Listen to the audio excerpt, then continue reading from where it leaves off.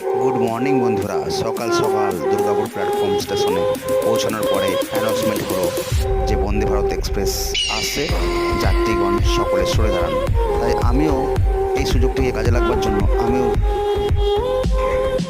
আমারও বহুদিনের ইচ্ছা ছিল যে বন্দে ভারত এক্সপ্রেস ট্রেনটিকে নিয়ে একটি ভিডিও বানাবার।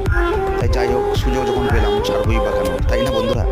তাই জন্য ভিডিওটি করলাম। কিন্তু সকালবেলাতে এত ঘন কুয়াশার মাধ্যমেও এই জানি না বন্ধুরা কীরকম কী হয়েছে ভিডিওটি, তাও যতটুকুনি পারলাম চেষ্টা করলাম তোমাদেরকে উপহার দেওয়ার জন্য।